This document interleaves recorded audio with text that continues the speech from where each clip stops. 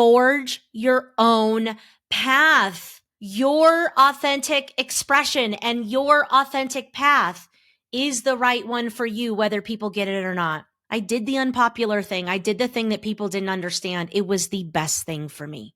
Here's the other piece to this story. Patience.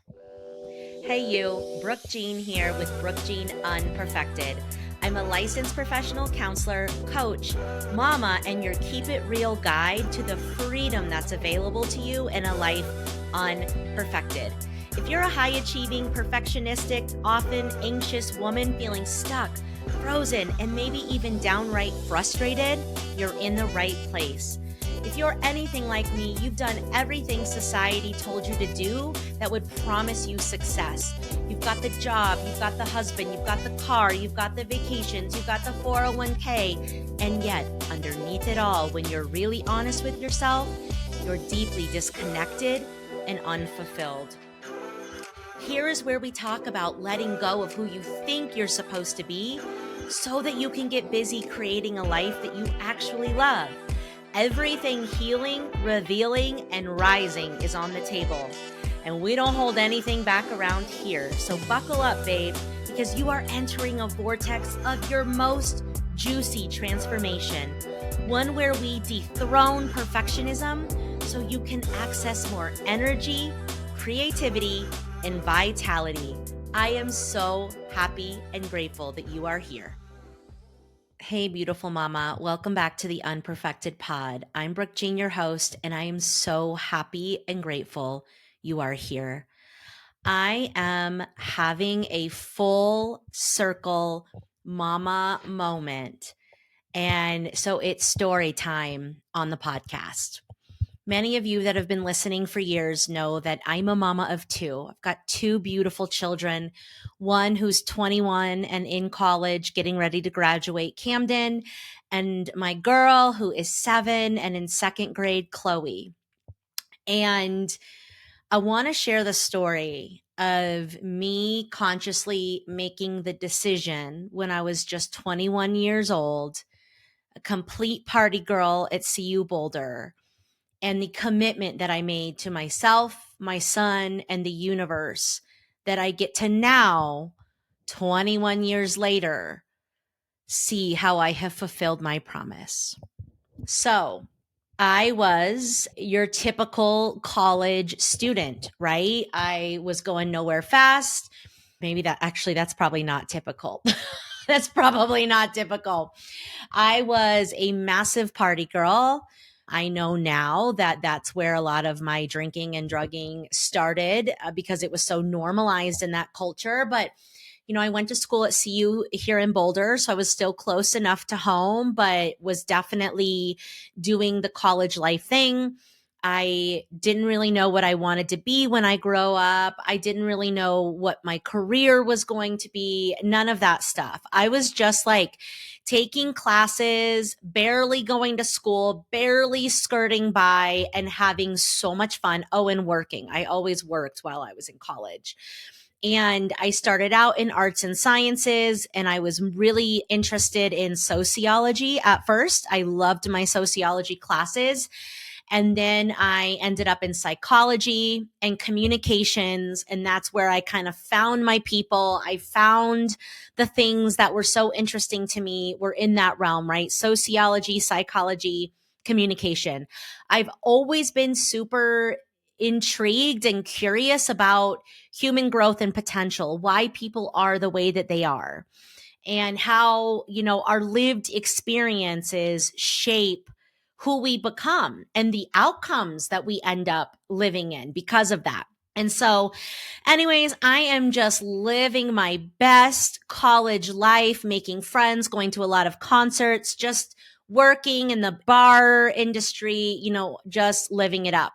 And I'm dating this guy I had met him in my high school job. I'd met George at Old Chicago in Westminster, Colorado. I was 16 when I started that job, and I worked there from 16 to 18. And towards the end, like at 17, 18, that's when George joined and we first met each other. Now, when George and I first met, we did not Like, we were not instantly attracted to each other. There were a lot of girls that were all about George. He was tall, he was skinny, he was hilarious, a very unique individual. I will definitely always give that to George and love that about George. He is a unique individual and he has a really cool personality. But I didn't understand, like, first of all, I think just the rebel in me, anytime people are gaga over anything, I tend to resist it first because I'm like, I don't get it. Anyways, to make a long story long, I went through a high school, my like first love heartbreak, and it was going to be my senior prom, my senior year, and I had no one to go to prom with because everybody knew my ex and nobody wanted to step on toes. And I remember I wasn't at Old Chicago anymore because when I was 18, you could bartend at the place across the street, which was called Hofbrau. Shout out to all my Old Chicago and Hofbrau listeners. Like, holy crap, those were the days. Also, where a lot of trauma happened. But so I had moved from Old Chicago to Hofbrau because I could be a server at 18 and I was making like insane money being a server at 18. And I remember I was working in the bar and George was sitting in a booth in my section and I was just like complaining, like, it's my senior prom and like no one's asked me and I do want to go, but like, what the heck? And George is like, I'll take you to your senior prom. Mind you, he's 24. Okay. So he's 6 years older than me. He's already graduated high school. He's already gone to college and played on a basketball scholarship, gotten hurt and had to, like, I guess didn't have to, chose to leave because he couldn't play his sport and had now moved to Colorado. And he's like, I'll take you. And I was like, really? And I was like, no, that's so silly. Like, you're 20. You don't want to come do a freaking high school thing. And he's like, I don't care. I'll take you. Anyways, to make a long story long, George took me to my high school senior prom. And we then started dating on and off for the rest of that summer and into my college time. It was never serious. It was always fun and whatever. I think I honestly always wanted more than he wanted with me. I will own that completely.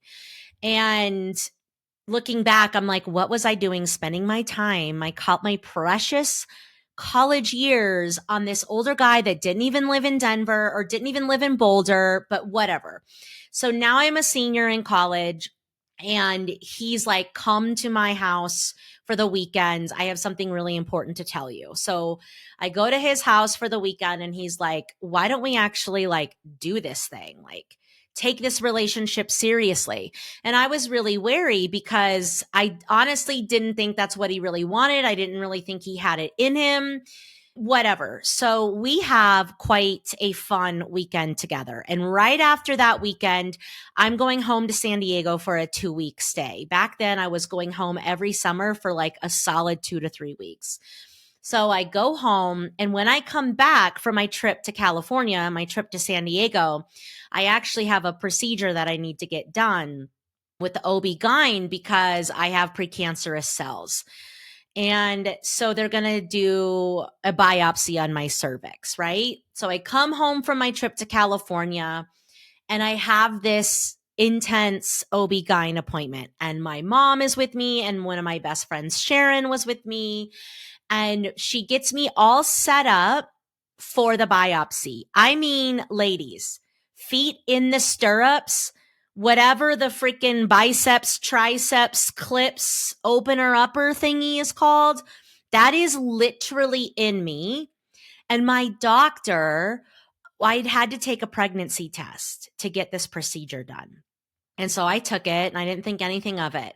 My doctor, while I am set up for this freaking biopsy, fully in the stirrups, in position, ready to roll, uncomfortable AF. She walks by the test and she says it like we're having corn for dinner, like it's nothing out of the ordinary. She goes, oh, you're actually pregnant, so we can't do this today. And she takes off her gloves and she sits down and she starts to take everything out and pats me and is like, on my way. And I am literally like frozen. Like, what the F is happening? This can't possibly be right. This can't possibly be true. Where's the empathy? Where's the bedside manner? Like, I need to have a freak out. Like, what is going on? And so I walk out of the room where the procedure was happening, and my mom and Sharon are in the waiting room, and I have tears coming down, and my mom hugs me and she whispers in my ear, I know it hurts, honey.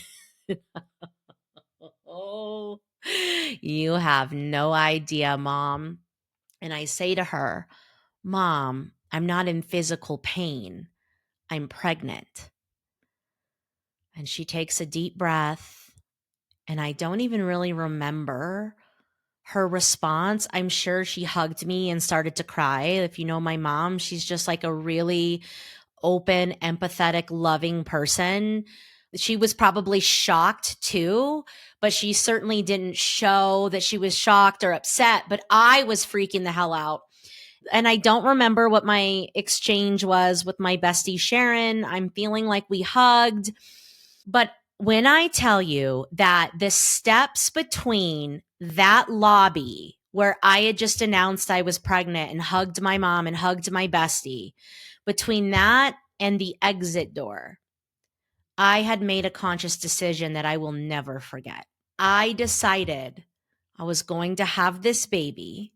I was going to be a mom, and everything in my life was about to change.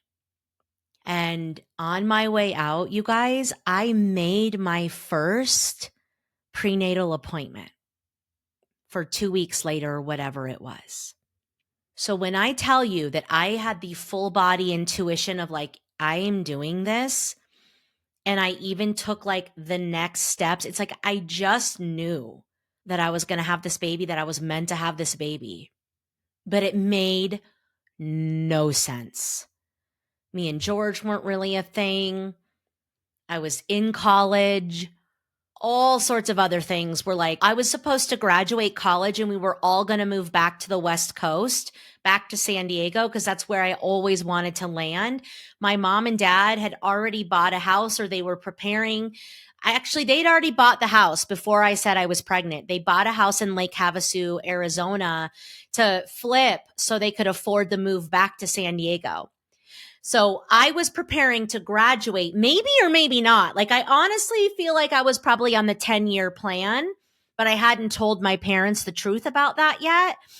But I was going to graduate, and my parents were going to move to Arizona and then move to San Diego. And then we were all going to end up together in San Diego. But now I'm going to have a baby. And what unfolded in the next, I don't know, 21 years has been just absolutely extraordinary, life-changing, messy, hard, beautiful, just everything you can possibly imagine. But here's what I want to share with you. This is the full circle moment. Well, there's a couple full circle moments. Number one, I had made a decision that day that I said yes and I made my first prenatal appointment.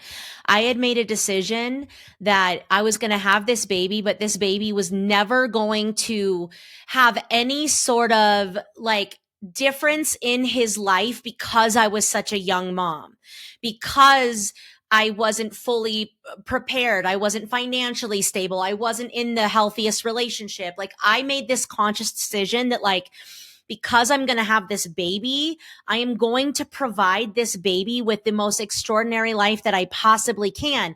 And there was a detail to it. And I'm not even sure why this mattered to me in the moment. But the detail was, I'm going to do so well that I can personally afford to pay for my kid to go to college. And he's going to go to college and he's going to have a beautiful life. And my loves, I just made the last payment on Camden's college. on the 5th of April this month. It was $3,927. I have been paying for this college. Yes, he got some scholarships. Yes, I had him take out a little bit of student loans so he would have some skin in the game. Yes, his grandpa on his dad's side helped. Other than that, it was on my husband and I. And I worked really hard in my business to be able to pay me what I always made and more while making these payments for my son to go to college and pay for his rent and pay for his life. And I did so with so much gratitude because I was doing what I said I was going to do. And then I decided for the last year, I didn't want him to have any more student loan. I don't want my kid coming out of school with suffocating, debilitating debt. And so I was just going to like make more money so I could pay more. And it just so happened that this was the year too that his grandpa was like, I can't contribute anymore. And so that's why the payments were bigger, right?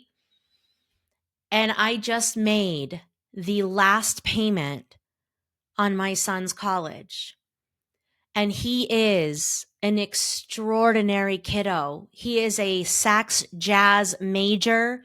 He is graduating on time. He is killing it. He's working. He has a girlfriend. He has a side band that is literally playing at the Fox Theater in Boulder tonight. This is huge for him. His first appearance at the Fox Theater in Boulder. I went to shows at the Fox Theater. I am having a full circle mama moment. I was his age when I had him. So it's getting ready to be May. My due date was May 1. And that was also the day that I had all my finals.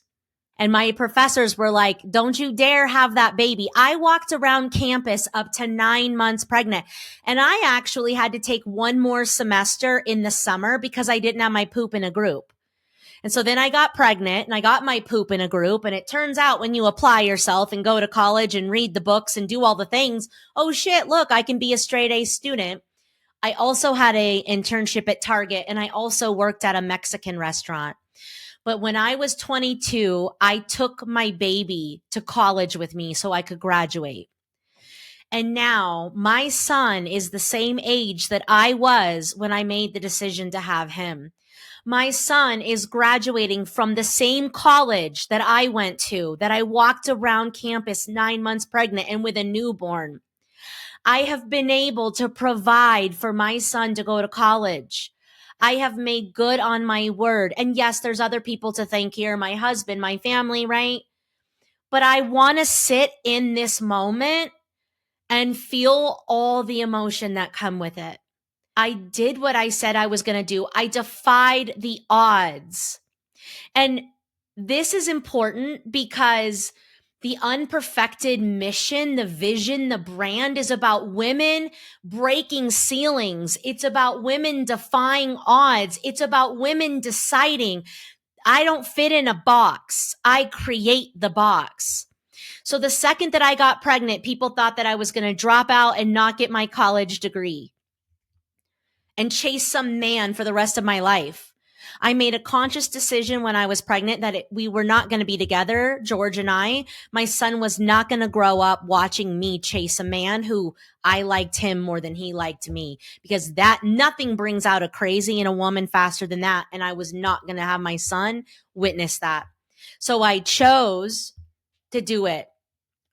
And we've been co-parenting this whole time. And I met my husband. I chose to start my career and take on a big career as an HR executive for a big corporation as a single mom. My family wanted me to move with them to San Diego. I said no. Cam's dad is here. And even though we are not going to be together, George wants to be in Camden's life. He's showing that he will. I cannot sleep at night knowing that I took my son away from his dad so I could live where I wanted to live. We do not have to be what people tell us we are. I get to be the kind of mom I want to be. And I can be 21. I can be 22. I can be single. I can be working. I can be stay at home. I can be whatever I want to be because that is my life to live. So do you. People have told me you can't, work and grow a thriving family. Watch me. People told me, like, now you need to do this and that. I took my son to college with me. I took my son to concerts with me. I took my son to parties with me. Camden is one of the most chill people you'll ever meet because he just he was woven into my life at 22 years old. He did what I did. But I did what I said I was going to do. And it makes me so emotional because I'm so proud of him and the human that he is. And I'm so proud of us, me, Tony, George, extended family for how we've raised this human. But I'm also really proud of me because I didn't follow what everybody expected of me. I trailed my own path. It's like, I am gonna finish school. I'm gonna graduate on time or really freaking close to it. I'm gonna be successful in my career. I'm gonna climb the corporate ladder. I'm gonna make money. I'm gonna be able to pay for his college. I'm gonna be the benefits provider. Oh, now I'm gonna leave all that safety and security and start my own business. Oh, now I'm gonna grow my family and add my beautiful daughter. Now it's like we don't need to do what people tell us. We get to create. What does mother look like for you? What does wife look like for you? What does relationship and intimacy look like for you? What does work look like for you?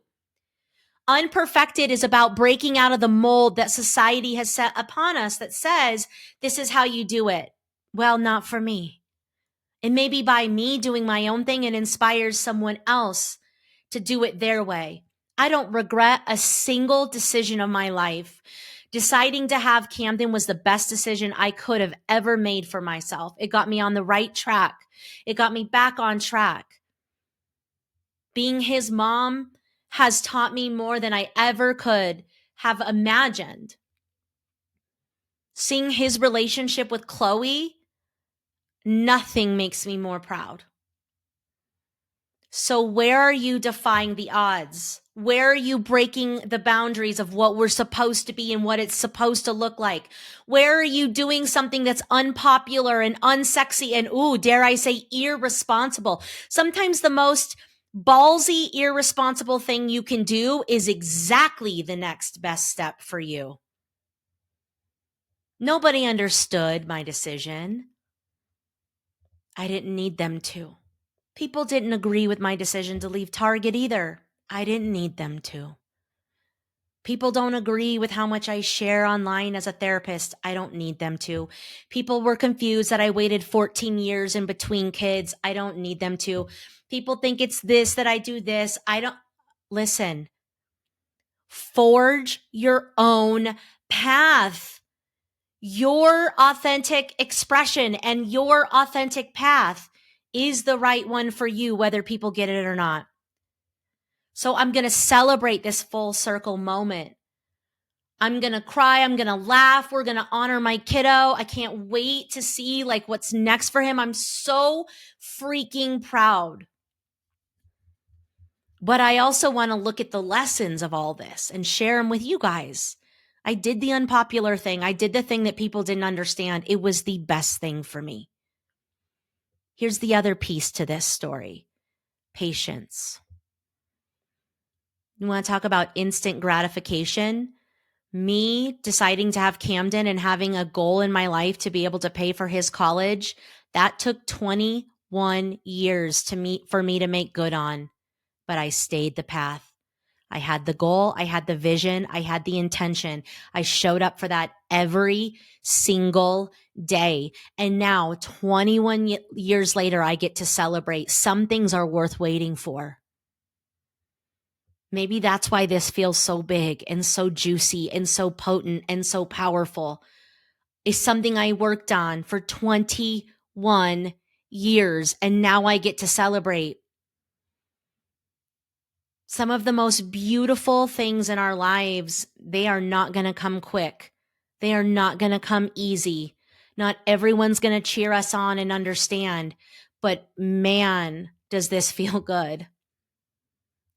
And I'm bringing you into it, not so you can be like, good job, Brooke, but so you can honor the things that you've made good on in you.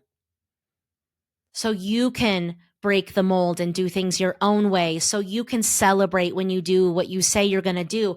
And so you can be patient because sometimes it takes time. This is a big, long, hairy goal. But how lame would it be if after all that, I didn't pause to juice the gratitude? I didn't pause to celebrate the moment. I didn't pause to experience the journey and all the highs and lows and the ups and downs. There's been a lot, you guys. Co-parenting is hard. Being a young mom is hard. Being any age of a mom is hard. Then Tony coming in, blended families is hard. Extended families is hard. Different parenting styles is hard. All of it, it's not all been freaking roses and butterflies. You know this.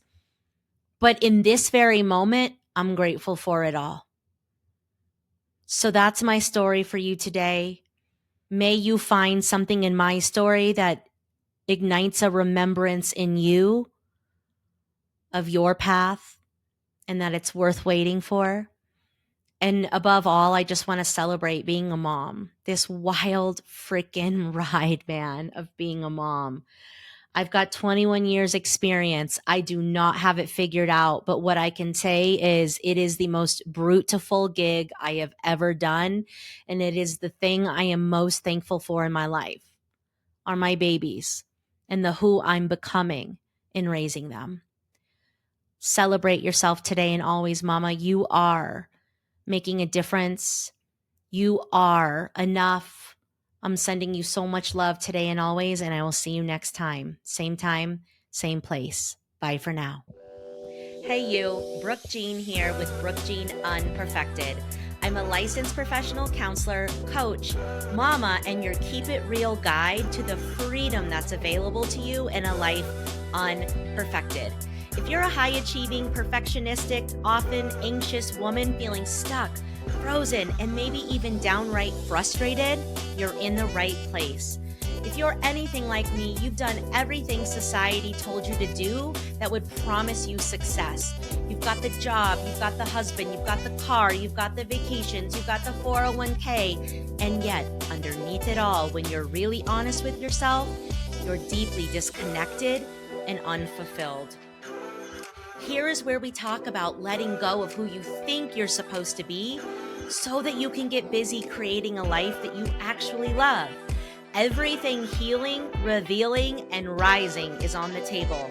And we don't hold anything back around here. So buckle up, babe, because you are entering a vortex of your most juicy transformation. One where we dethrone perfectionism so you can access more energy, creativity, and vitality. I am so happy and grateful that you are here.